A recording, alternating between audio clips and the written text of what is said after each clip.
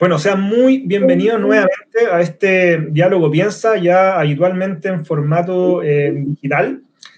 Como siempre les contamos, ¿cierto? La idea es tratar de conversar temas que sean interesantes para usted, interesantes también para la región de Valparaíso en particular, y tratar de elevar el debate a poquito también, el debate público, el debate político y todo lo que nos compete, sobre todo en este contexto actual de pandemia, ¿cierto? Y para eso hoy tenemos un tema, la verdad es que bastante interesante, que tiene que ver con la violencia de género en general, y bueno, es un tema que siempre, digamos, está en la palestra y que siempre lo tenemos que abarcar, y que también en los últimos días se ha vuelto un poquito más problemático por el actual contexto, ¿cierto?, de confinamiento, de cuarentena que estamos viviendo. Y para eso tenemos dos importantísimas invitadas, que las voy a presentar a continuación. Primero, una invitada, digamos, amiga de la casa, María de los Ángeles Cereceda. ¿Cómo estás, Mari? Bien, Pedro, ¿y tú? Muy bien, gracias. Bueno, la Mari es psicóloga, diplomado en psicología clínica de la Universidad Adolfo Ibáñez, diplomado también en psicología jurídica, y tiene también harta experiencia tanto en diagnóstico como en tratamiento de violencia intrafamiliar. Y aparte también trabaja en el servicio público, así que también tiene experiencia con eso. Mari, estamos muy contentos de que esté aquí acompañándonos. Y la Mari va a asumir un rol, ¿cierto?, de invitada, pero de dueña de casa. Va a entrevistar, digamos, y moderar una discusión con nuestra segunda invitada, Valentina. ¿Cómo estás, Valentina? Hola, Pedro, muy bien, gracias. Bueno, Valentina es abogada y magíster en Derecho Penal y Ciencias Penales, y además es la Seremi del Ministerio de Seremi de Mujer y Equidad de Género, ¿cierto?, que cambió el nombre, digamos, hace poco, de la región de Valparaíso, feminista y amante de los animales, aparte, importante. Así que estamos muy contentos también, Valentina, de que nos acompañe. Eso, gracias. Bueno, y como les digo, bueno, ahora yo los voy a dejar, digamos, porque la idea es que la discusión la lleve entre la Mari y la Valentina. Así que, Mari, te dejo con la palabra. Esperemos que todos en sus casas disfrutemos de esta interesante conversación. Adelante, Mari. Súper, gracias, Pedro. Bueno, hola, Valentina, ¿cómo estás? Hola, Mari, ¿bien y tú? Bien, gracias. Bueno, como decía Pedro, yo soy psicóloga, no soy periodista, no soy entrevistadora, así que hoy día voy a hacer lo mejor posible para poder llevar esta conversación de un tema que sin duda nos compete a todos y a todas, que es el tema de la violencia de género, ¿cierto? Y antes de partir un poquito con el tema específico relativo a la violencia de género y a su aumento durante la pandemia o la cuarentena, quería que pudiéramos reflexionar un poquito en torno al concepto de violencia de género para asegurarnos de que estamos hablando entre nosotras el mismo lenguaje y también entre todos los que nos están viendo, porque probablemente tú y yo, que tenemos más experiencia en el área, compartimos algunos significados que otros no tienen por qué compartir, ¿cierto? Entonces, mi idea era sacar un poquito el ojo de lo doméstico y poder llevarlo un poco más al componente estructural que tiene la violencia de género y también social y político. No sé qué me puedes decir tú de eso. Bueno, me parece que esa es una definición que sin duda que hay que entregarla, porque muchas veces estamos conversando sobre violencia intrafamiliar, y la violencia intrafamiliar en realidad tiene una definición que es por esencia más bien jurídica. Hoy día nosotras en Chile tenemos una ley sobre violencia intrafamiliar, que es la ley 20.066, y que en definitiva circunscribe la violencia a las relaciones de pareja, expareja, cónyuges, excónyuges o personas que tengan hijo o hija común, pero también dentro de este concepto de la violencia intrafamiliar pueden haber víctimas que son niños, niñas y también adultos y adultas mayores. Ya, no obstante eso, igual es importante mencionar que en Chile hay tratados internacionales sobre la materia, para mí esencialmente dos, poco conocidos que hay que difundir mucho más, que son la Convención Belém do Pará y la CEDAW, que son tratados internacionales ratificados, cierto, por Chile, y que por lo tanto también forman parte de nuestro sistema legal, y es ahí donde se amplía el concepto a la violencia de género. la violencia de género, como bien tú decías, Mari, tiene un contexto que es muy específico, que es social, que es cultural, que es estructural, y que dice relación con las relaciones históricas de dominación y de poder del hombre respecto a las mujeres, relaciones que se han perpetuado durante muchísimos años, y por eso es que se habla de idiosincrasia o cultura machista que está radicada en distintos países, en distintos contextos. Por cierto que Chile no es la excepción, y es una violencia que cuando decimos que es como social o estructural y cultural, dice relación porque precisamente desde la más temprana edad somos socializadas y socializados en torno a muchos estereotipos y roles de género. Me parece que el primer rol de género que una puede identificar, y que hoy día, a propósito también de esta situación de confinamiento, está muy en tela de juicio, que es la corresponsabilidad, dice relación precisamente con la división sexual quizás del trabajo, ¿no? Y este rol reproductivo que históricamente se entiende que recae en las mujeres, y el rol más bien productivo que recae también culturalmente y históricamente así se ha perpetuado en los hombres. Y obviamente que tener estos roles y estereotipos de género lo que se traduce, ¿cierto?, en tener muchísimas brechas que por cierto impactan negativamente a nosotras las mujeres, y tener también muchas barreras de género, y lo que en definitiva se traduce en inequidades de género. Es decir,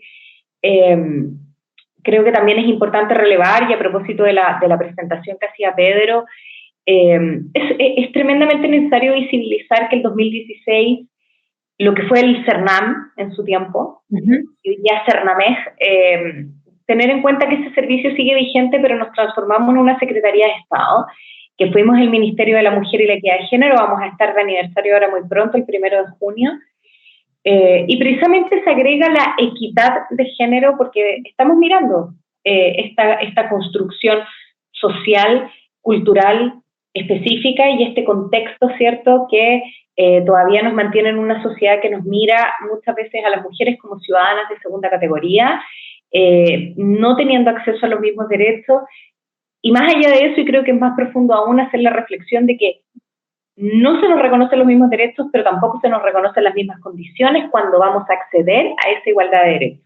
Entonces es un tema que dice relación con las condiciones, con la igualdad y el reconocimiento a la dignidad, partiendo de la base siempre de los derechos fundamentales o los derechos humanos. Este es un tema de derechos humanos que está consagrado, ya dijimos, en la legislación, en la Constitución, en tratados internacionales, pero vemos cómo la violencia persiste hoy día en nuestra sociedad con mucha fuerza, lamentablemente. Lamentablemente, y son esos mismos roles y características de nuestra identidad que se nos impregnan desde que nacemos prácticamente, o desde antes que nazcamos, porque ya están puestas todas las expectativas de nuestros padres y de nuestras madres y de toda nuestra familia en lo que va a ser la niñita, en el futuro, y sin duda esas características y esos roles nos limitan, ¿cierto? Nos limitan y nos relegan, han solido relegar a la mujer al espacio de lo doméstico, de las labores de cuidado, de lo reproductivo, pero con pocas, en el fondo, oportunidades de salir a lo público, de compartir los espacios de poder, por ejemplo. Claro, esa es una de las consecuencias, y es importante, Mari, lo que tú mencionas, porque incluso desde el momento desde la concepción, estos roles se hacen muy presentes, y a mí me gusta siempre poner ejemplos de lo cotidiano porque lo hace mucho más cercano a la gente. Pero pensemos, no sé, en algún círculo de amigas, de amigos, cuando hay alguna mujer que está embarazada, te invitan a un baby shower, y si es una mujer, la temática inmediatamente pasa a tener un color determinado, y casi que el rosado fuera un color que tiene un sexo, ¿cierto?, establecido, que el azul es el color de los niños, y vemos también cómo muchas veces los regalos son, para las niñas son, no sé, Barbies, que sin duda también eso reproduce la violencia simbólica, que es otro tipo de violencia también de género, no sé, las tazas, muñecas, y en definitiva vemos cómo una niña de 3 años está jugando con una muñeca, es decir, ya se le asigna el rol de la maternidad, Y dejamos de entender entonces los derechos sexuales y reproductivos como una decisión, ¿no? Pasa a ser algo un poco impuesto. A los 3 años hay una niña que está mudando una guagua y el hombre, mientras tanto, le regalaron los legos o le regalaron un camión de la construcción o una pelota de fútbol. Por lo tanto, su acervo, su imaginario de lo que puede llegar a lograr es instalarse sin duda en otros espacios y áreas del conocimiento, y tener muchas más expectativas de tener incidencia en lo público y no necesariamente en lo privado. Y eso obviamente que nos pone en una situación de desventaja. Y acá a mí me gustaría hacer presente, y es algo que conversamos con muchísimas mujeres, la maternidad, por cierto, que es una decisión y tenemos que respetarla como tal, pero muchas veces en la sociedad pareciera ser de pronto un problema que una mujer diga, en realidad yo decido que no quiero tener hijos, por ejemplo, o que una mujer al terminar sus estudios medios decida, no sé, ir a dar la vuelta al mundo o recorrer Chile o ponerse a estudiar una carrera universitaria y quizás después, no sé, optar a grados académicos y quizás la familia no es su decisión. ¿Qué es lo importante acá? Y por eso yo mencionaba mucho el tema de las condiciones, que idealmente tenemos que avanzar hacia una sociedad donde las mujeres nos sintamos que tenemos que elegir. Las mujeres jóvenes, ¿cierto?, muchas veces decimos, no quiero tener hijos todavía porque quiero desarrollar un poco más mi carrera. Sin embargo, a los hombres eso no les ocurre. Y cuando tú te pones a profundizar por qué al hombre no le ocurre, claro, tú ves cómo, incluso lo puedes ver en las cotizaciones, cómo a las mujeres el ingreso y la salida de un trabajo remunerado nos castiga en ese sentido, ¿no? El pre- y postnatal te hace tener vacíos y muchas mujeres también les ocurre en esos espacios laborales remunerados, que salen quizás con un prenatal, luego el postnatal, y cuando llegan al trabajo de vuelta quizás ascendieron a otra compañera o compañero de trabajo en circunstancias que ella también podría haber ascendido. Pero en el fondo la mujer es un poco castigada también por esta situación, y por eso es que es tan importante la corresponsabilidad, que no sea solamente en los espacios domésticos, sino que también en los espacios laborales. O sea, es algo que un poco se nos impone, pero al mismo tiempo nos limita. O sea, claro, absolutamente, por eso yo mencionaba el tema de toda esta socialización tan restrictiva con nosotras las mujeres, es sin duda una limitante y aumenta las barreras con las que nosotras las mujeres tenemos que constantemente estar lidiando. Y muchas veces también a mí me choca mucho cuando tú escuchas desde lo discursivo, ¿no? Las mujeres nos hemos ganado los espacios. Y escuchar algo así, la verdad es que es muy duro, porque esto es un tema de derechos humanos, es un tema de derechos fundamentales, está en nuestra naturaleza y en nuestra esencia. Si, por ejemplo, no sé, nosotros cuando hacemos intervenciones en colegios, incluso con alumnos de básica, le mostramos 2 fotografías de 2 guaguas, ¿no?, que salen quizás dadas vueltas. Y tú le dices a los niños y a las niñas de básica, ¿te parece a ti que puedes reconocer un niño y una niña? No, porque no hay ninguna diferencia. Las diferencias las ponemos nosotras mismas a través de todo lo que hemos venido conversando, de estos roles asignados. Y desde ahí esas diferencias son mucho más restrictivas y los estándares para nosotras las mujeres son muchísimo más altos. Y eso se traduce en limitaciones importantes. Piensa tú también todo lo que ocurre con la misma violencia simbólica y quizás acá podemos reflexionar también lo que pasa hoy día con la adolescencia. Tenemos tantos casos, ¿cierto?, de, no sé, de bullying, de ciberbullying. Hubo un caso, yo creo que fue súper connotado, el de Katy Winter, yo creo que todas conocimos, pero cómo, por ejemplo, a una mujer, a una adolescente, se la pueda castigar, se la pueda juzgar tanto porque sale a una discoteca, tiene un encuentro con un compañero que resulta que está pololeando con otra compañera, pero finalmente toda la violencia es para la mujer y no para el hombre. Es decir, el hombre puede ser un winner porque en esa noche estuvo con la compañera más bonita, pero la mujer pasa a ser, tener adjetivos calificativos que son tremendamente dañinos, y eso obviamente impacta en la salud mental de las adolescentes.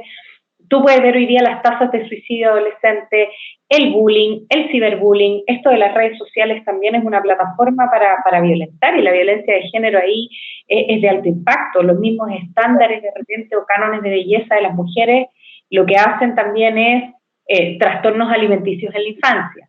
Entonces, las mujeres siempre se nos está midiendo con una vara que es mucho más castigadora, que tiene mucho más estándares altos que la de los hombres. Entonces ahí es cuando tú te dices, ok, si mujeres y hombres somos iguales en dignidad y derechos, ¿por qué no podemos vivir una vida libre de violencia también?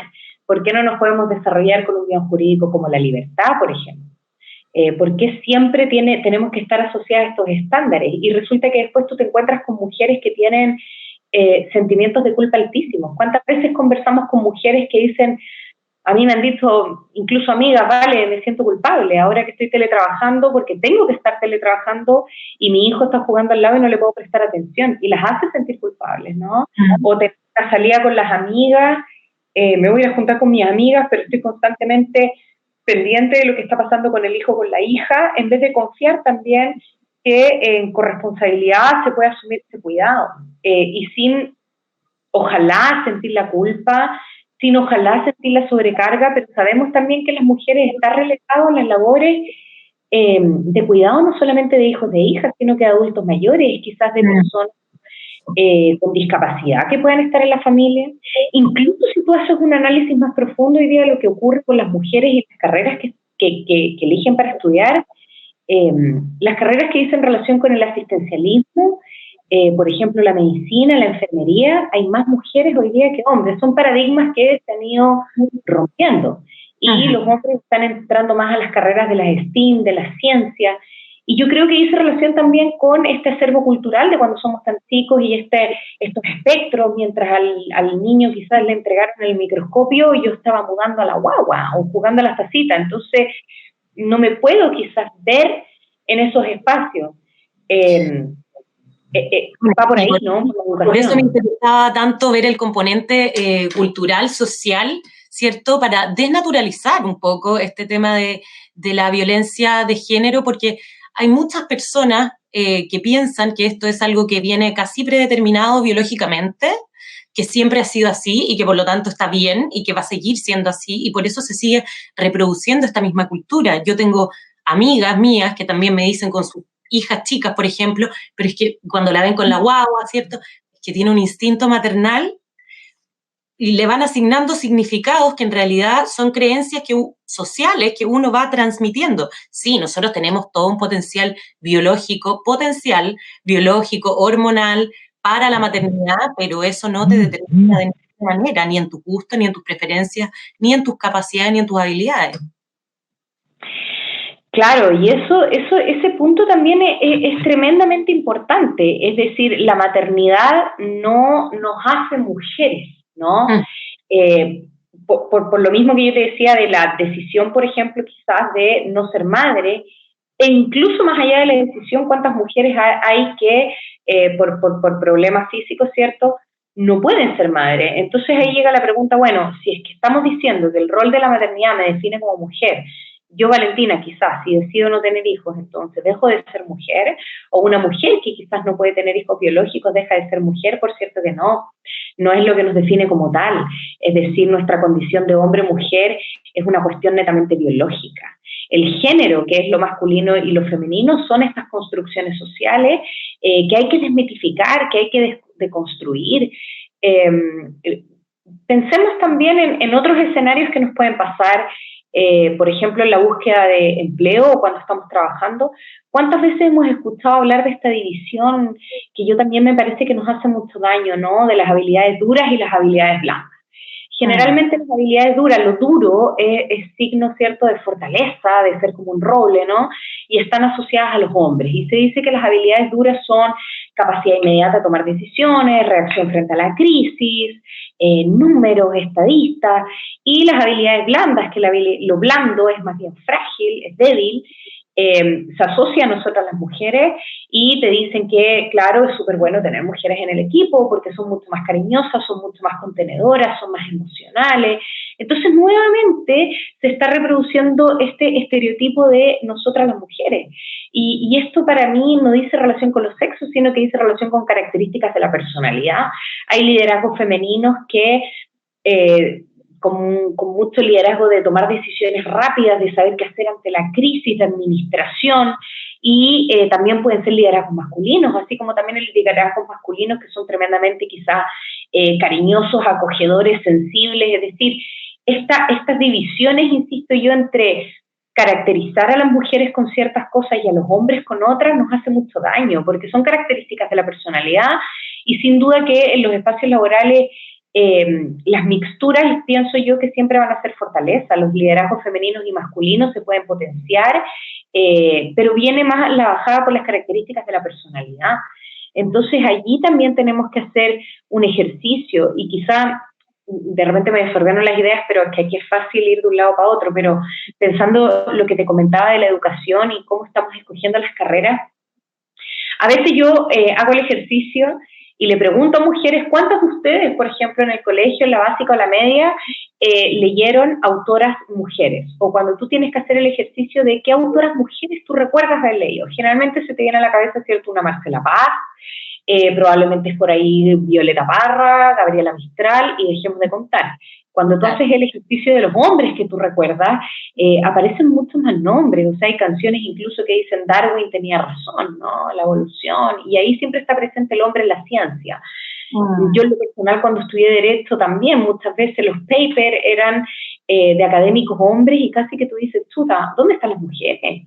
Las mujeres también hacen investigación, las mujeres también son doctoras, las mujeres también son magíster, hacen escrito, hay mujeres destacadas en distintas áreas. Hace 2 días atrás se recordaba, ¿cierto?, el Día Internacional de las Matemáticas, precisamente por una mujer matemática que fue, que hace mucho tiempo atrás recibió un premio por esto.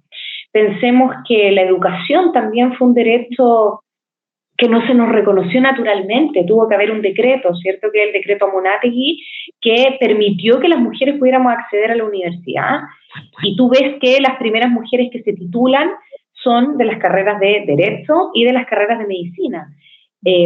Derecho que, por cierto, muchas veces también se piensa más bien en hombres, ¿no? Hoy día no, yo estoy pensando hace tiempo atrás. Entonces, cuando tú haces un análisis de la historia, eso finalmente es lo que tú dices. ¿Por qué las mujeres se nos tienen que reconocer los derechos si nacemos con los mismos derechos? El derecho a votar también. Tú ves que la primera votación de mujeres fue en el año 52, recién después de que Chile como Estado tuvo una discusión de prácticamente 11 años si podíamos tener o no el derecho a voto. Y cuando tú analizas por qué se discutía, lo que se discutía era la capacidad de la mujer para poder decidir sobre el representante de una república. Es decir, se nos desconocía la capacidad para tomar esa decisión, se nos desconocía la capacidad para ser candidata. Y pensemos en eso. Eso fue el año 52, y cuando tú hoy día analizas la participación femenina en el Parlamento, no supera el 24%. Entonces ahí tú dices, ok, ¿qué está pasando? No hay candidata, tuvo que aparecer una ley de cuotas, que indistintamente lo que pensemos de la ley de cuotas, más allá hay distintas opiniones, yo lo tengo súper claro, pero es una ley que viene a evidenciar precisamente la baja participación de mujeres en política. Y la política es un espacio de disidencia. Nosotros sabemos que lo social es político y lo político es social. Se tuvo que dar un incentivo a los partidos políticos para que llevaran candidatas mujeres. Y cuando una hace terreno, que yo en mi trabajo hago muchísimo terreno, me doy cuenta que las dirigentes sociales siempre son mujeres. Siempre. Las dirigentes de sus comunidades. Entonces tú dices, chuta, ¿dónde se produce entonces esta barrera de dirigente social, dirigentes de sus comunidades? ¿Por qué no me puedo pegar el salto y quizás ir por ser concejala, ser alcaldesa, ser parlamentaria, ser presidenta? Entonces, volvemos, ¿cierto?, a precisamente la socialización de nosotras las mujeres y los obstáculos entonces que se nos presentan para estar en distintos escaños y tener representación en distintas áreas del conocimiento. Bueno, precisamente lo que tú decías, me acordé de una amiga que le decía a su marido, mira, tu camino laboral es así, planito. El mío es así, y agarró todo lo que tenía donde la mesa y le puso puros obstáculos. Porque claro, está la maternidad, ¿cierto? Están las labores de la casa, está el ser mujer, que muchas veces para muchos trabajos es un cacho, ¿cierto? Te ponen muchas más barreras. Entonces, pareciera que la cancha está dispareja. Sí, yo creo que sin duda la cancha está absolutamente dispareja. Hoy día la situación de embarazo se mira, ¿cierto?, como un problema en la contratación. Y acá también yo creo que es importante relevar, si tú piensas, en el primer gobierno del presidente Sebastián Piñera se aprobó el postnatal para hombres. Hace no mucho salió un estudio que indica que los hombres que se toman el postnatal no superan el 1%. Cuando me ha tocado tratar este tema en distintas empresas y yo hago la pregunta, y hay hombres y mujeres, ¿cuántos hombres se han tomado el postnatal? Algunos levantan la mano, y cuando tú empiezas a problematizar el por qué, muchos te dicen, claro, porque incluso cuando me lo quiero tomar, el comentario de mis mismos compañeros de trabajo es como, ¿pero por qué? Eso es de mujer. O también me ha tocado escuchar mujeres que dicen, yo prefiero que no se lo tome porque es como tener dos hijos en la casa. Entonces ahí también me parece súper potente hacer la mirada de cómo estamos pensando las relaciones de pareja, porque precisamente hay una pareja, ¿no?, que camina a la par. No puedes ver a tu pareja así, como un hijo o una hija. Y por eso también hay que desmitificar muchas cosas que vienen incluso desde el amor romántico. Yo siempre digo, los jóvenes hoy día tienen suerte que son hijos de Pixar. Nosotras probablemente fuimos hijas de Disney y eso no es... Un pequeño presión, pero ahora podemos retomar donde estábamos, Valentina. Sí, Mari, disculpa. Bueno, estábamos hablando, ¿cierto?, de este tema tan potente que yo decía que las jóvenes tienen la suerte de hoy día nacer con Pixar, nosotras un poco con Disney, pero el amor romántico también ha instalado muchas brechas y barreras para las mujeres. Si pensamos en el mismo amor romántico, se ha instalado mucho también culturalmente lo de la famosa media naranja. Entonces se crece también con ese acervo y ahí la invitación es a reflexionar en la autonomía de las mujeres, que es la autonomía física, económica, política. La autonomía política es tan importante, la autodeterminación, el tomar nuestras propias decisiones. Entonces no podemos pensar, por ejemplo, en una media naranja, y hay que deconstruirlo también, y comprender que nosotras somos personas, hombres y mujeres somos personas que venimos de forma integral a este mundo y que no tenemos un medio que nos tiene que complementar. En el fondo, yo siempre digo, somos como dos naranjas que decidimos quizás caminar juntos y juntas, pero instalarlo, ¿cierto?, como ser el medio de alguien también es un problema, no mirarte a ti como un ser integral. Y también eso dificulta la aceptación también para muchas y muchos, que es la soltería. También hay un prejuicio un poco con eso. ¿Cuántas veces hemos escuchado que, no sé, por ejemplo, una mujer que a los 40 años es soltera, se le dice solterona? Eso es brutal, eso es muy violento, es muy violento. Como tú decías, el winner. Exacto, y el hombre es como un crack a los 40, sigue soltero y sigue tirando pinta, pero las mujeres no, y se pone ese contexto. Muchas veces quizás nos toca incluso ir a los mismos matrimonios y tú ves cómo el mismo animador, a mí me gusta dar este ejemplo porque a la gente le hace sentido, como el mismo animador dice dónde están las mujeres y las mujeres levantan las manos, y dónde están las solteras y vuelven a levantar las manos y el tipo dice, bueno, no se preocupen, ya va a llegar alguien, es decir, se mira la soltería con una preocupación y se instala culturalmente de esa manera, en circunstancias que, ¿por qué no aprendemos a vivir, ¿cierto?, en libertad, mujeres y hombres, y entender que esto se trata de decisiones? Y finalmente la que tiene que estar bien con las decisiones es la persona. Eso es fortalecer la autonomía y no socializarnos necesariamente en un determinado rol, en una determinada familia. Hay distintas formas también de relacionarse hoy día. Vemos también como tenemos ley hoy día de identidad de género, todo lo que ocurre con la diversidad sexual y las disidencias sexuales. Entonces tenemos que avanzar hacia un cambio cultural y de paradigma que sea de respeto. Si finalmente hoy día nos movemos con valores tan importantes, también hoy día nuestro gobierno es un sector político que promovemos muchísimo la libertad como valor, ¿no? Y la libertad se manifiesta en muchos ámbitos, no solamente en el ámbito económico, que quizás ahí la podemos entender, un sistema neoliberal de mercado, etcétera. También tenemos que entender la libertad en cuanto a derechos fundamentales. Eso es tremendamente importante, porque si no nos aqueja, nos aproblema. Y la salud mental hoy día en Chile es un tremendo tema. Bueno, qué bueno que me dijiste eso, Valentina, porque quiero volver a lo que estábamos hablando, pero antes me gustaría que fuéramos un poquito a lo que nos convoca, que es el aumento de la violencia de género durante la cuarentena, el confinamiento. Entonces, Lechuga, no sé si podrías compartir la primera pestaña que tengo. Esta es la noticia. Reportan aumento de 500% en denuncias por violencia intrafamiliar durante cuarentena en Providencia. Esto fue hace un mes, el 14 de abril. Sí. Quise compartir esta noticia por el impacto que genera, ¿cierto?, esa cifra, porque parece una locura, ¿no? Y para poder, en el fondo, poder mostrar de una manera más gráfica cómo el contexto que estamos viviendo actualmente es un factor de riesgo para muchas mujeres.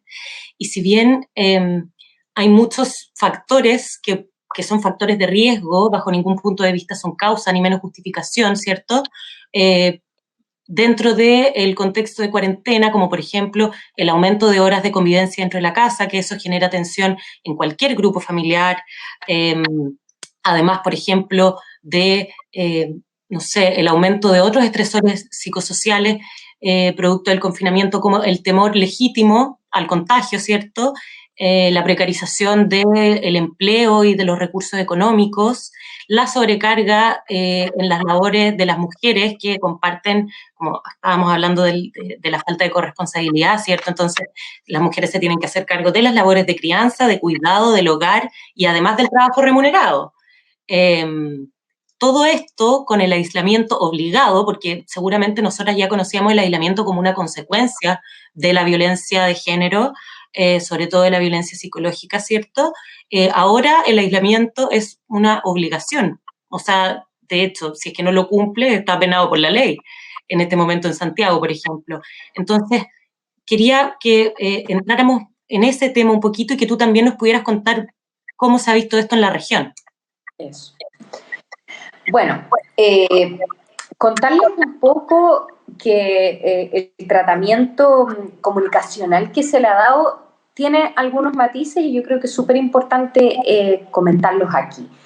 Cuando comenzó, o sea, cuando llega la pandemia finalmente a Chile y comenzamos a estar en una situación de crisis sanitaria, que fue la segunda quincena de marzo, nosotras obviamente desde el Ministerio de la Mujer y la Equidad de Género detectamos de inmediato que la cuarentena es un escenario donde posiblemente va a aumentar la situación de violencia, no solamente por la experiencia internacional que ya estaba pasando en China y en España principalmente, bueno, y en Argentina, como un país más cercano, más vecino culturalmente también.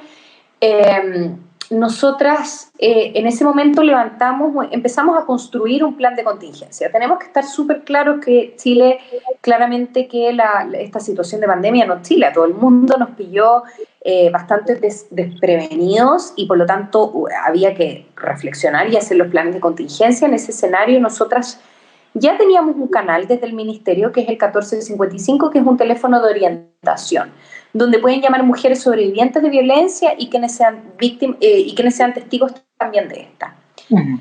Los llamados a ese teléfono 1455, luego de haber decretado este estado de emergencia sanitaria, aumentaron en la región de Valparaíso en un 72%, ¿ya?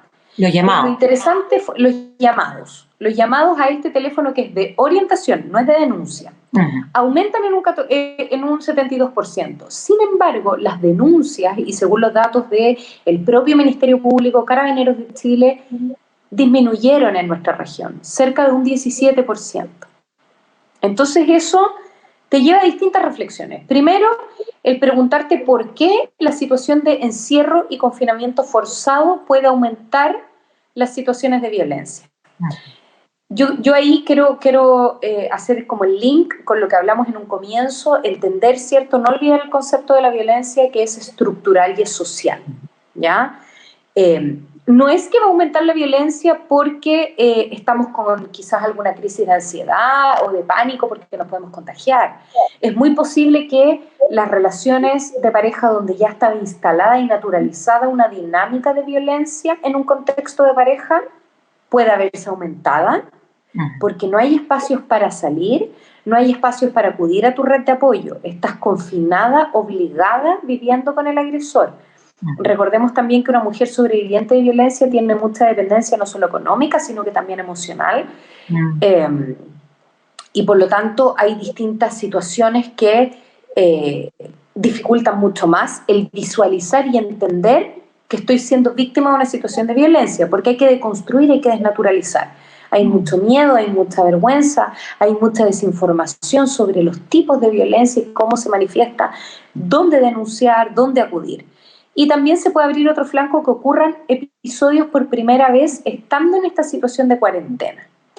Como nosotros visualizamos esa baja en la región de Valparaíso a las denuncias, empezamos también a recoger. Y en estos llamados de orientación, las principales preguntas de quienes llaman son cosas tan cotidianas quizás como tener herramientas o información. ¿Qué cosas son, por ejemplo, violencia psicológica? ¿Qué es la violencia sexual? ¿Cuándo hay violencia sexual? Porque también hay muchos mitos que dicen relación con eso. Incluso hay mitos tan brutales que te pueden decir, no sé, que en el matrimonio no hay violación. O sea, si es una relación de matrimonio no hay violación. En circunstancias que sí la puede haber y es violencia sexual, claramente. Y eso se denuncia, ¿no? Entonces, esas son las preguntas de orientación y cómo se podía denunciar. ¿Por qué han disminuido las denuncias? Eso, bueno, puede responder a muchísimas cosas. Pero primero tenemos que entender que para una mujer que está en una situación de cuarentena, con su agresor 24/7 al lado, se le va a dificultar muchísimo el poder denunciar verbalmente. Por ejemplo, el llamar a carabineros al 149, el Familia en Línea, o al 134 de la Policía de Investigaciones, porque está el agresor al lado. Y sabemos que los agresores, una forma de violentar psicológicamente es controlar precisamente los llamados del celular.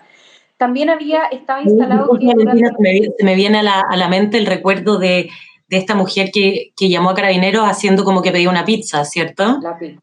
Sí, bueno, ese fue, yo creo que es muy brutal lo que pasó, por supuesto, pero es una muy buena práctica, o sea, nos hizo visibilizar cómo una mujer que está con su agresor necesita una palabra clave. En este caso fue la pizza. Ella fue muy astuta y la verdad es que toda mi admiración, porque estar sobreviviendo en ese momento una violencia intrafamiliar y que se te ocurra hacer el llamado a la pizza, y también la lectura que tuvo la carabinera de identificar inmediatamente esto es violencia y voy a activar la red. Entonces ahí nosotros dijimos, claro, necesitamos medios y herramientas que sean verbales, como el llamado telefónico al 1455, pero también métodos de denuncia silenciosa.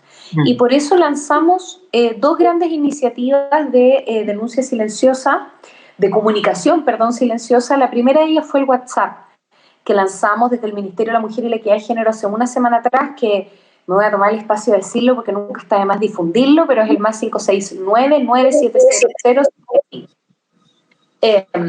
Contarles de que desde que se implementó esta plataforma, por ejemplo, en la región metropolitana hubo una mujer que se contactó por este WhatsApp y ella fue ingresada a una casa de acogida. Las casas de acogida son dispositivos residenciales para dar protección a mujeres que se encuentran viviendo una situación grave de violencia intrafamiliar o una situación de riesgo vital alto. Y ella se comunica con este WhatsApp y muchas mujeres les decimos, mira, anota el WhatsApp y ponle otro nombre. Tú le puedes poner, por ponerte ejemplo, Paula, no sé, y tú puedes borrar el historial.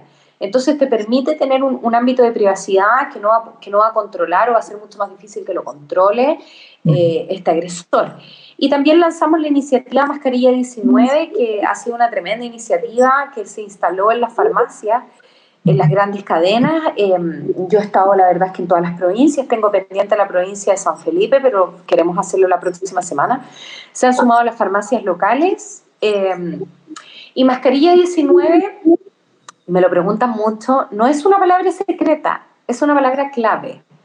Si la mujer va a la farmacia y dice necesito una mascarilla 19, inmediatamente el farmacéutico o farmacéutica que la atienda va a entender que ella está viviendo una situación de violencia.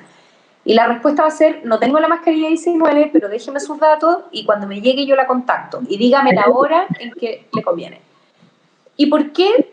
La contrapregunta que siempre me hacen es como, ya, pero ¿por qué una palabra clave? Y acá yo creo que hay que poner el acento en algo que es tremendamente importante, que es la no revictimización.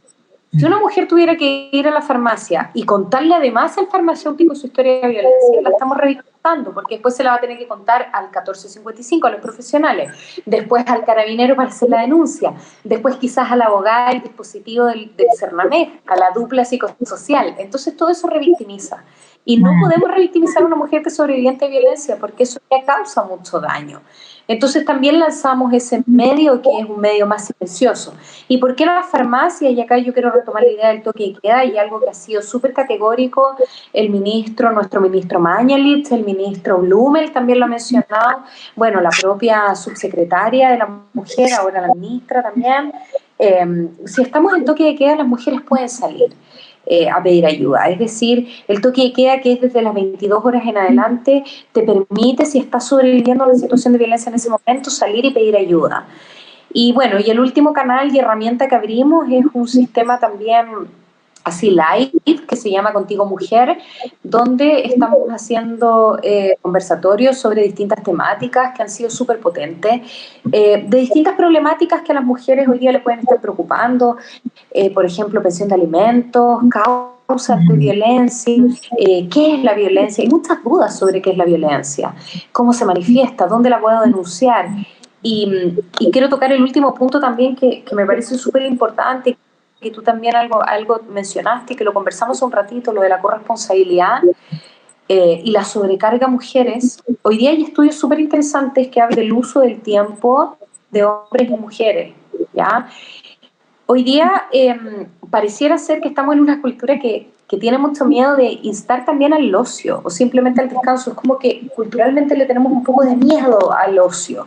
Entonces hoy día vemos cómo se están mandando mensajes todo el tiempo de estamos en cuarentena, haz una pausa activa, haz deporte, come saludable, aprende a cocinar, léete el libro que no te leíste, termina de ver esa serie que no terminaste de ver, vuelve a ver esa película tan entrañable. Entonces siempre se nos está llamando a hacer una serie de cosas, pero nadie te está invitando al espacio del autocuidado, al espacio del ocio. Entonces también ahí tú te encuentras con situaciones de que te ves a casa, teletrabajando, con todo lo que eso significa. Hay que mantener, ¿cierto?, la limpieza, hay que hacer muchas veces labores de cuidado. Y más encima te están bombardeando todo el tiempo de que haz la pausa activa, que haz deporte, aliméntate bien, que cocina una tortilla, que aprendamos juntos, que mando una receta, que leamos un libro. Entonces ese espacio de autocuidado se pierde. Las mujeres lo pierden mucho. Entonces, hoy día también el llamado es que en esta situación de encierro forzado, de confinamiento forzado, seamos capaces de generar espacios de autocuidado y en la familia también dar esos. Valentina, sin duda el tema de la corresponsabilidad parental ha sido un temazo durante este tiempo. Yo, por ejemplo, trabajo con familias en conflicto judicial y lo veo constantemente con padres que ya generalmente están separados o divorciados, ¿cierto? Pero este contexto en el fondo de confinamiento obligatorio ha visibilizado esta asimetría o este desequilibrio en muchas parejas que siguen juntas. Y también es un tema que pasa por lo que hablábamos del género como un constructo y de los roles que se nos asignan, ¿cierto? Y por deconstruir tanto hombres como mujeres, que esta es una labor que solo nosotras sabemos hacer o que nosotras la hacemos mejor o que es nuestro deber hacerlo. No sé cómo lo ves tú. Bueno, ciertamente que esto abre muchísimas reflexiones en ese sentido, pero hoy día me parece a mí que tenemos que mirar una oportunidad de replantearnos precisamente las estrategias de cuidado, el compartir, ¿cierto?, las dinámicas, el quizás desnaturalizar esto de, generalmente está instalado, no sé, yo te ayudo a hacer algo, yo te ayudo a limpiar la casa, es decir, hoy día asumir en equidad todos los roles, domésticos, de crianza, los roles de trabajo, pero a mí me gustaría sí insistir en los espacios también de autocuidado que son tremendamente necesarios, sobre todo cuando estamos en situaciones de encierro y de confinamiento, porque la realidad de las personas es súper distinta. Hay personas que tienen que estar en casas muy pequeñas en estas situaciones, ¿cierto?, de confinamiento. Entonces hay que buscar la manera de respetar también esos espacios y no sobreexigirnos. Y hoy día estamos como súper bombardeadas por las mismas redes sociales de tantas cosas. Aprovecha esta cuarentena y tantas cosas que puedes hacer. Yo creo que hoy día el llamado al autocuidado es tremendamente importante, y para que las personas podamos tener estos espacios de autocuidado, las dinámicas de corresponsabilidad sin duda que tienen que funcionar al interior de una familia, y no solamente hombres y mujeres. De repente también las tareas, es como las tareas las hacemos entre todas y todos, ¿no? Unos ordenan los juguetes, otros ponen la mesa, otros hacen la cama. Ir distribuyendo, que toda carga y las sobrecargas no recaigan en una sola persona, y usualmente esas personas son las mujeres, y por eso también muchas veces se habla del trabajo que es remunerado y no remunerado. Hay una dimensión ahí también del trabajo, que es el trabajo doméstico, que es súper invisible, y es un trabajo no remunerado, pero es un trabajo también. Entonces hoy día la idea es equiparar la cancha y que tanto hombres como mujeres podamos tener igualdad de condiciones en el sobrellevar también esta crisis sanitaria, y estar mirando también cómo nos puede afectar a la salud mental, y que ambas partes podamos tener una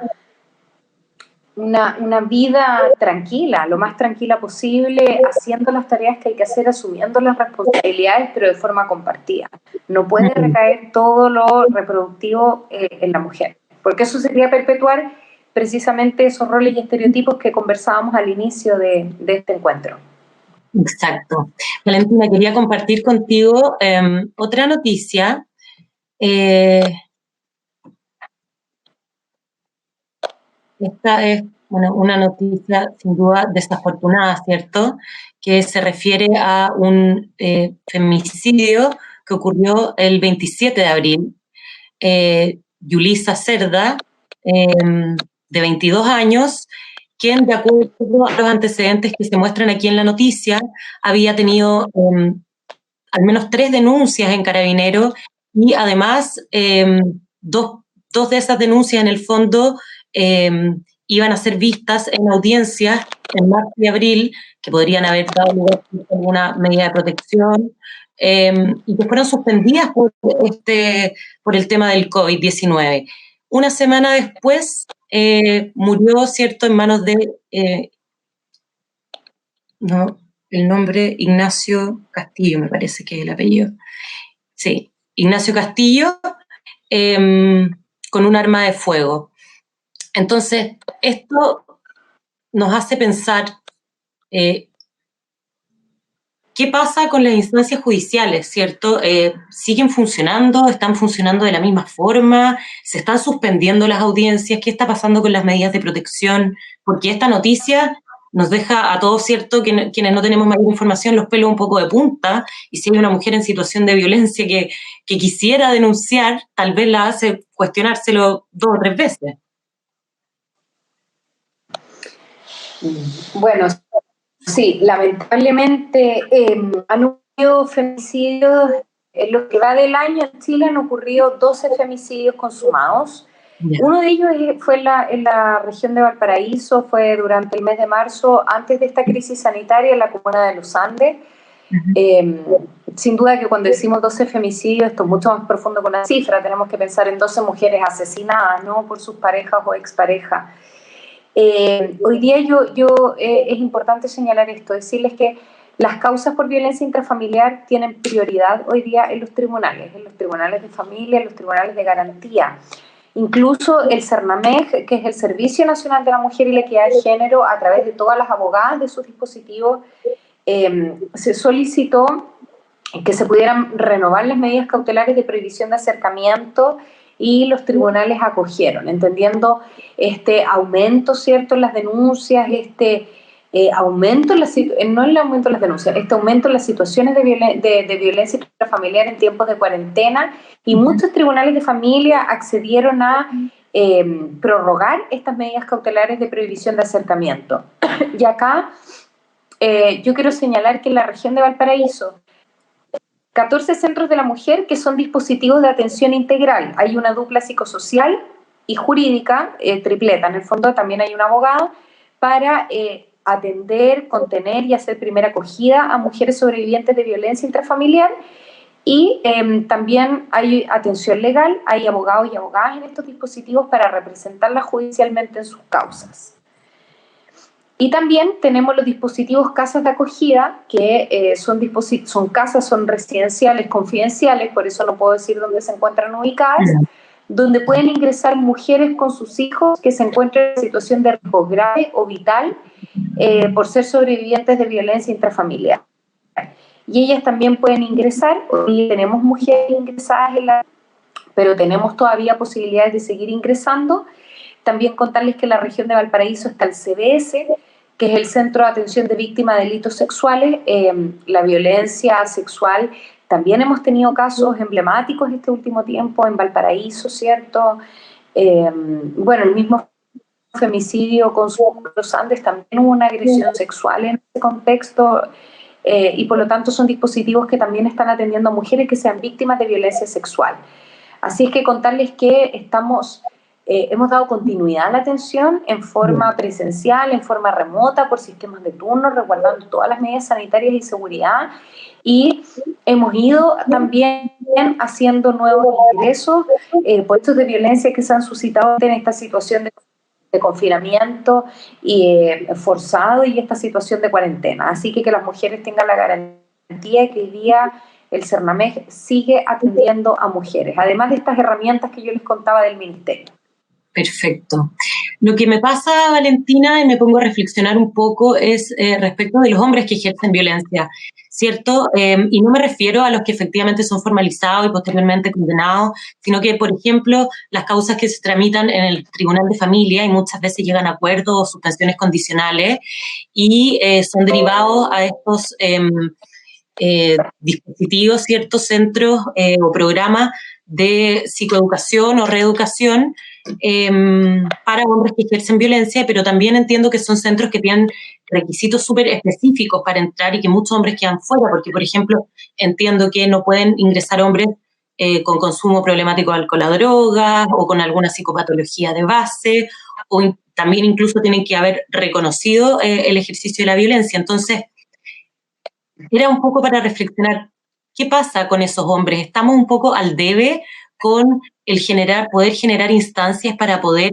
reeducar a estos hombres o ofrecer un espacio también de tratamiento? Porque en el fondo seguir poniendo, refiero que es como seguir poniendo, si bien obviamente es una tremenda oferta de intervención, ¿cierto? Y de prevención también para la mujer, sacar un poquito el foco de la mujer y también qué pasa con estos hombres que básicamente son los responsables de los hechos de malos tratos.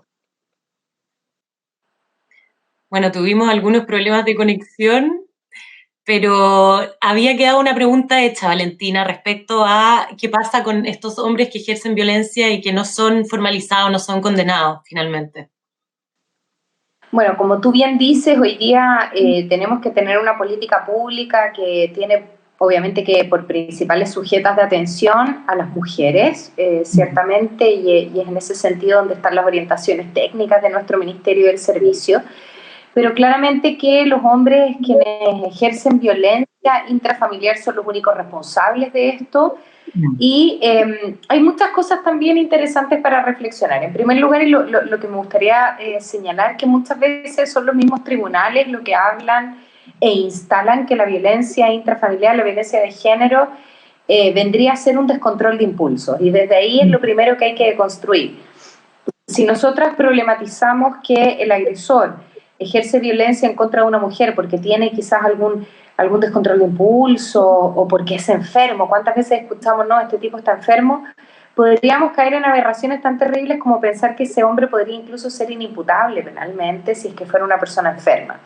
Entonces lo primero que hay que deconstruir es que el hombre que ejerce violencia no es enfermo, ¿no? Es porque volvemos al concepto inicial de lo estructural y cultural que tiene la violencia machista, que finalmente son las relaciones asimétricas de poder.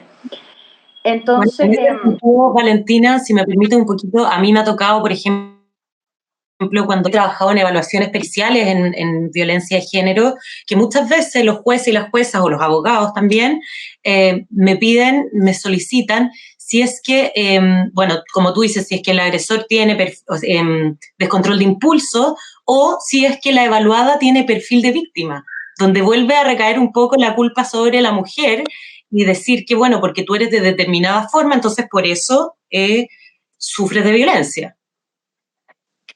Y además que eso es muy duro, ¿no? Porque no hay un perfil de víctima. Hay cierta sintomatología asociada a una dinámica de violencia de género, pero no es que haya un perfil de víctima predeterminado, y desde ahí también se construyen ciertas ideas y etiquetas y estereotipos, y una se imagina que va a llegar una mujer, no sé, llorando, en muy malas condiciones, pero eso no siempre es así. Entonces hay que construir también estos famosos, comillas, perfiles. Y a la pregunta respecto de la intervención respecto de hombres, y tú ahí, Mari, planteaste, yo creo que la palabra que es la más correcta, de hablar de reeducación. Como estamos trabajando siempre sobre la base del problema estructural, cultural y social, hay centros de hombres por una vida sin violencia que también los ejecuta el CERNAMEG para reeducar a hombres que han sido agresores. Pero sin duda que acá hay ciertas condiciones. La primera de ellas, efectivamente, es que el hombre que ha ejercido violencia reconozca que efectivamente ha ejercido un hecho de violencia. Si nosotros pensamos en una intervención psicológica, bueno, tú también como profesional del área debes saber, para que una intervención psicológica tenga buenos resultados hay que tener voluntad también de querer estar en ese espacio de intervención, de reeducación. Por eso que los hombres manifiestan su consentimiento, voluntad de ir a estos centros de hombre por una vida sin violencia, y se trabaja con la reeducación. Eso también es un programa que depende del CERNAMEG, pero sin duda que hoy día, cuando hablamos de cambio cultural, hablamos de cambios profundos, pareciera ser que siempre estamos instalando esto, y la responsabilidad en las mujeres, que la mujer denuncie, que la mujer se informe, que la mujer haga esto. Y por eso que también hoy día en el Ministerio lanzamos una campaña que se acuña bajo un eslogan que es el Hazlo por ella, que busca precisamente ser parte a toda la comunidad, a todos los vecinos y vecinas, a que no nos paralice esta situación de pandemia, que no ignoremos las situaciones de violencia, pero por cierto que siempre hay que hacer un llamado y reforzar que no hay justificación para un hecho de violencia de género, y que siempre el agresor, quien agrede, va a ser el único responsable de estos brutales hechos de violencia. Sin duda. Un poco respecto de los mitos que hablábamos asociados a la violencia de género, también parte mucho desde el desconocimiento de la dinámica, ¿cierto? Hay muchos mitos que también generan muchos sentimientos de culpa y de vergüenza en las sobrevivientes de violencia, como por ejemplo, bueno, ¿y por qué sigue con él? Si sigue con él es porque le gustará que le peguen, tantas veces que ha vuelto. Entonces, yo me imagino que tú también lo has visto un montón de veces por la cantidad de retractaciones que hay.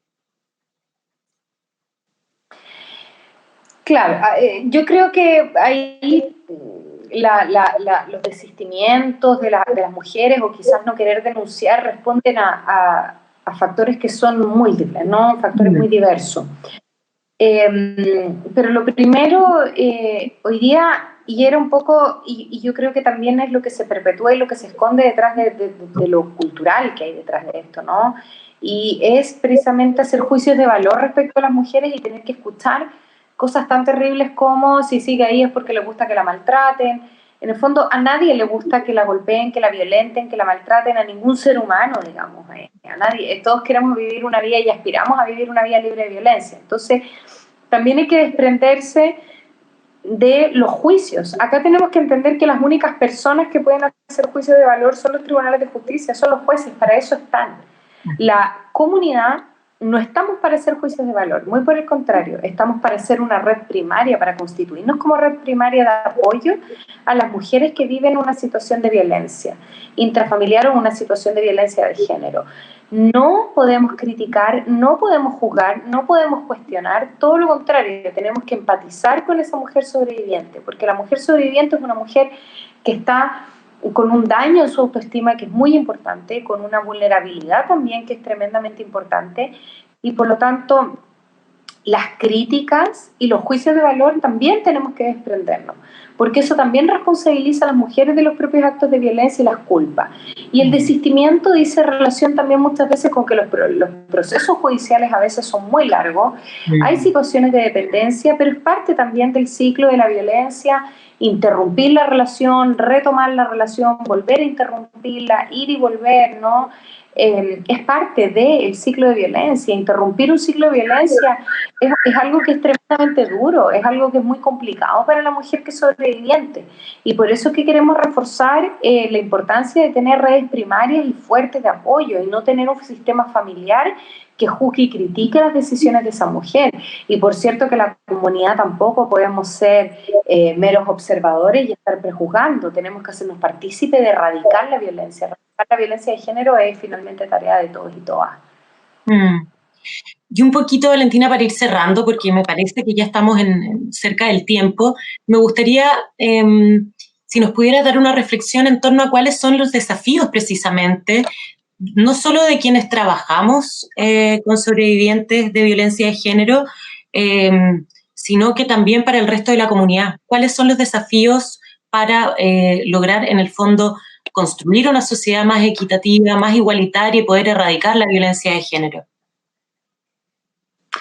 Bueno, yo pienso que hoy día los principales desafíos que tenemos es involucrarnos en esta causa.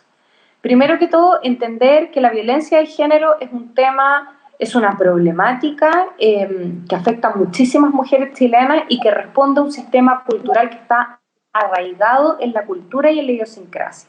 Entonces, hacer un trabajo de deconstruirse, de mirarnos cada uno y ver cómo yo estoy aportando desde mi lugar, sea donde yo sea que esté, en no reproducir patrones y estereotipos de género. Y eso tú lo puedes hacer desde pequeñas acciones. Nunca juzgar a una mujer que es sobreviviente de violencia y hoy día más que nunca no ignorar el llamado de una mujer que vive una situación de violencia, no ignorar quizás que en la comunidad o mis vecinas puedan estar enfrentando una situación, llamar, activar la red, informarnos y, por cierto, trabajar en cambios culturales profundos en todos los espacios que nos permitan a las mujeres fortalecer nuestras autonomías, la autonomía económica, física y política, es esa trilogía de autonomías que los hombres tienen desde el momento en que nacen, digamos, y las mujeres son derechos adquiridos, ¿no? Comprender que acá no tenemos que luchar por nuestros derechos, entender que son derechos que nos pertenecen y que son tan nuestros por el solo hecho de existir y por el solo hecho de ser seres humanos y de ser personas. Pero sin duda que hoy día el principal desafío es erradicar las expresiones de violencia de género. Hoy día también vemos que los medios de comunicación incluso tienen una deuda tremenda con la violencia simbólica, entonces hoy día mirar lo multisectorial, no solamente las instituciones públicas que trabajamos con mujeres sobrevivientes, todos y todas nos podemos involucrar desde espacios, desde la sociedad civil, desde el mundo privado, desde lo político, desde lo social, y la verdad es que aunque suene un poco desde lo discursivo y quizás lo que estamos más acostumbradas a decir, pero yo creo que hoy día el gran desafío es el cambio cultural, es el cambio de paradigma, de entender que erradicar la violencia de género es una cuestión de derechos humanos, de derechos fundamentales. En ese sentido, el trabajo preventivo o de su psicoeducación tiene un rol central, ¿cierto? Sí, claro, ojalá nunca tuviéramos que llegar a la protección, ¿no? Porque cuando estamos en la protección quiere decir que ya ocurrió el hecho. La prevención acá juega un rol fundamental.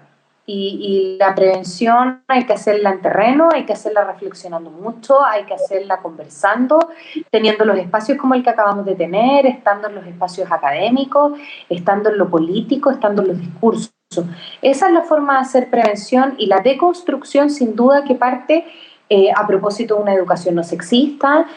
Nosotras el año pasado estamos trabajando en un convenio, ¿cierto?, el Ministerio de Educación con el Ministerio de la Mujer y fortalecer la educación que no sea con sesgo de género. finalmente. Desde ahí parte todo, y no solamente la educación que se puede recibir en los liceos, en las escuelas, sino que también la educación que se puede recibir en la casa, sea por quien sea las personas, ¿cierto?, que están a cargo de la crianza y de ese cuidado. Sin duda que la prevención aquí es clave, pero a la prevención tenemos que unirnos todas, pero para que realmente la prevención te llegue te tiene que hacer sentido todo lo que estamos diciendo. Hay que tener la capacidad de... Es muy duro porque esto genera muchas resistencias, porque significa muchas veces sacarnos nuestras creencias. Es como un poco cambiar la piel. Nosotras nos socializaron con ciertas creencias y me tengo que sacudir esas creencias.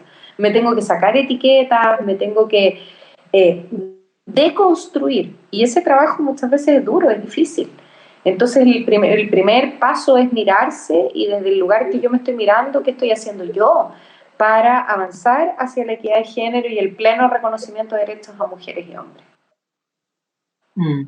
Entonces, bueno, dejar a todos y a todas invitados a este proceso de cambio cultural, ¿cierto?, que puede partir desde lo más simbólico, desde la casa, hasta también abrirlo al resto de la comunidad e instalarlo en nuestras familias, en nuestros lugares de trabajo y en la sociedad en general. Para mí, Valentina, ha sido un gusto. Hubo un montón de temas que me quedaron en el tintero que me hubiera encantado conversar, pero se pasó volando esta hora. Así es que te agradezco, te doy muchas gracias personalmente y a nombre de la Fundación Piensa por este espacio. No sé si te gustaría agregar algo para cerrar. No, agradecerte a ti, Mari, por la reflexión, por la conversación, a la Fundación, por hoy día hacerse cargo de un tema que es tremendamente relevante. Yo los he visto, he compartido un desayuno con ustedes y se han ido tocando distintos temas, pero me parece importantísimo hoy día que estemos tocando y que estemos hablando de la equidad de género, porque es lo que nos va a permitir ciertamente como tener esa sociedad que sea realmente igualitaria y poder hablar de justicia, ¿cierto?, justicia social, poder hablar de igualdad. Así que muchas gracias por esta oportunidad. Siempre quedan temas pendientes cuando hablamos de género, porque se abre un abanico de reflexiones que tampoco estamos tan acostumbradas a hacernos, así que podemos de pronto buscar algún otro espacio y hablar de algún otro tema que nos haya quedado pendiente. Así que gracias a ustedes nomás por la oportunidad. Súper feliz y ojalá se sumen estas instancias entonces, dentro de la Fundación también, para tocar este tema que nos compete a todos y a todas. Muchas gracias, Valentina. Muchas gracias a todos los que están viendo también. Esperamos que les haya gustado, que hayan podido reflexionar. Y con esto nos despedimos.